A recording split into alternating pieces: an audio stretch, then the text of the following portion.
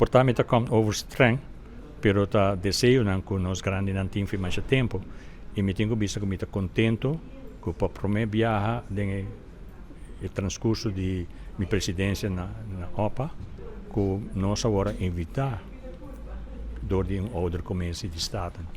Dus agora nós temos que aproveitar para nós dolor di landi. E mi spera que isso aqui não é único, desprome é último, pero não me queda incluir nós como grupo grande de pensionado, de decisão que toma que seja diretamente ou indiretamente te afetar nossa vida diário.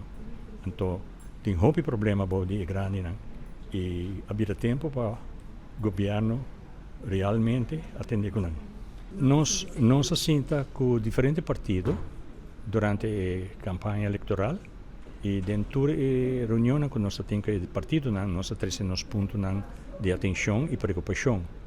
Então, não há que programação de futuro, AVP futuro, pero não mira manejo para nós grandes, especificamente como hoofdstuk de programação. Então, precisamos trazer adiante sobre a mitahayeta hope importante, portar ainda vai parecer, para vincular, para sobre esta hope importante para nós ter manejo fija como anda com os grandes, para sobre não estar virando mais hope, entrada está virando menos e não tem problema para a atenção médica e também para esse não que tem necessidade de casa de cuidado. Então, pensei nós está boa pé.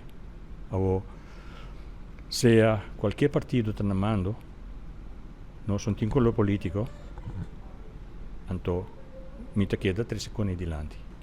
Se não te gusta ou não, para sobre nós grandes não nesta atenção. Eu me contento na primeiro lugar com nós a possibilidade de sentar com a comissão aqui e logicamente me comunico que apenas tem par de dias que o governo que começa a trabalhar e maneira que nós quem nós temos que contactar eigenlijk nós lo manda carta petição para sentar personalmente com o ministro concedente. Dus não te queda aqui não só seguir a esse trabalho de dia.